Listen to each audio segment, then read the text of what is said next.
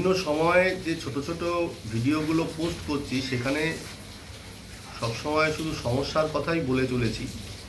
এখনও যে এই ছবিটা তুলছে সেও কিন্তু প্রচণ্ড সমস্যার সম্মুখীন। তার কারণ সে সেকেন্ড সেমিস্টার পরীক্ষা দেবে, তাকে গেলানো হচ্ছে।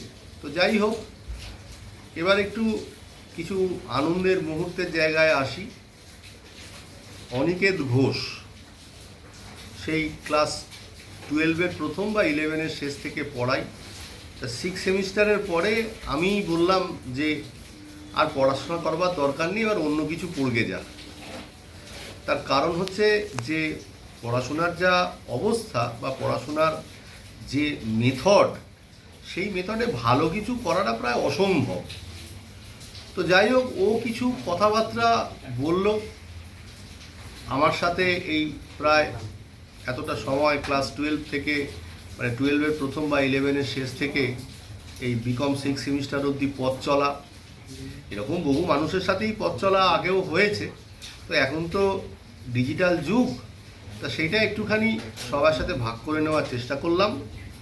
আমার তরফ থেকে ওই অনিকেতের মতন যে বাকি ছাত্রছাত্রীরা রয়েছে তাদেরকে অনেক শুভেচ্ছা, এবং আগামী সেকেন্ড সেমিস্টার পরীক্ষা আসতে যাচ্ছে, 4th সেমিস্টার পরীক্ষা চলছে, সেটা নিয়েও কিছু বলবার ইচ্ছে আছে।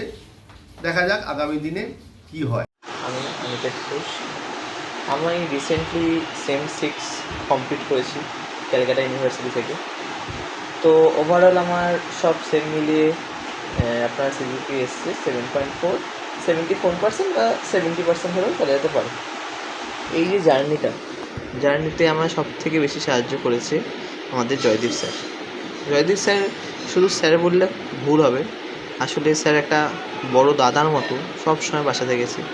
যখন স্যারকে ফোন করেছি পেয়েছি, যখন যা দরকার হয়েছে স্যার খুব খুব খুব হেল্প করেছে। হ্যাঁ, এবং যে আরও অঙ্ক পড়া ছাড়াও আরও যে পাশাপাশি সাহায্য, স্যার সেগুলো সব সময় হাত বাড়িয়ে দিয়েছে, কখনও স্যারের মুখে না শুনিনি। স্যারের যে হেল্প, আমি তো সেই ক্লাস 12 থেকে পড়ছি, তো সেই 12 থেকে সেম 6 অবধি যে জার্নিটা জাস্ট অ্যামেজিং, মানে অতুলনীয়। আর এই জন্য আমি স্যারকে অনেক অনেক ধন্যবাদ জানাতে চাই। থ্যাংক ইউ স্যার এইভাবে পাশে থাকার জন্য। হয়তো এখনও চলা শেষ হয়নি, আরও অনেক চলা বাকি আছে আমাদের একসাথে। তো আশা করি আপনাকে ভবিষ্যতেও পাশে পাবো এইভাবেই, যেভাবে আপনি আমাকে সাপোর্ট করে গেছেন। Thank you.